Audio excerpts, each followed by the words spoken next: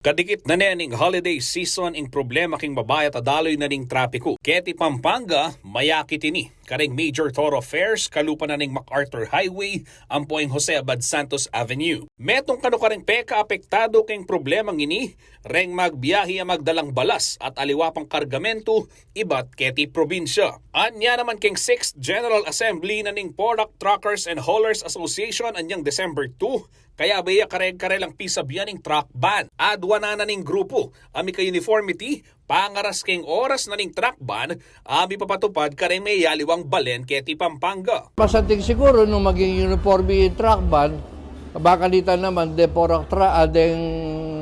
truckers sila duguma kay misakitan muna naman natita kay kabalwag na kan siguro ring mag-tracking into tunay ni may nala kapaditunan ngayon eh.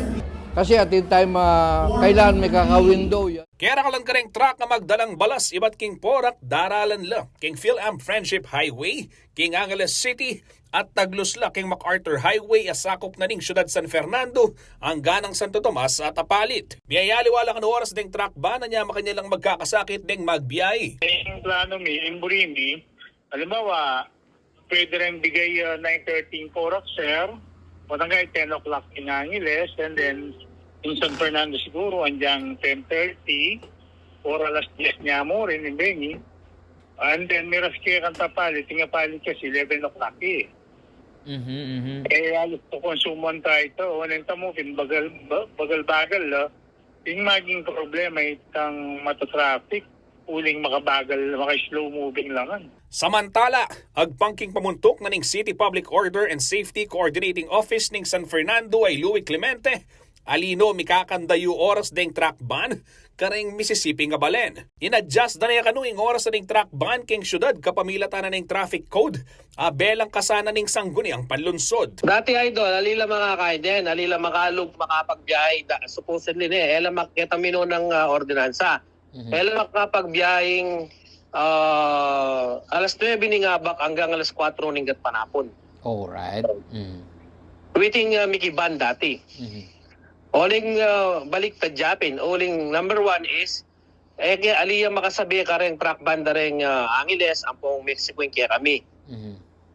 So yung gawa, may inamenda na ng sanggunian, gawa may gawaya kanyan, yung truck ban, rush hour morning which is 6 ning abak hanggang alas 9 ning abak. Punta kay kanita, karating at panapon, alas 4 hanggang alas 7, naman pwede. King kapabaluan na pepalwal na ning si Posco, akit Kenny 6 a.m. to 9 a.m. at 3 p.m. to 8 p.m. ing truck ban king Angeles City. Kabang 5 a.m. to 9 a.m. at 4 p.m. to 7 p.m. naman king Santo Tomas. 6 a.m. to 9 a.m. at 4 p.m. to 7 p.m. naman ing truck ban king Ciudad San Fernando. May itong kasi karetang peki kong saning sanggunian, dati makasabi laking rush hour din truck.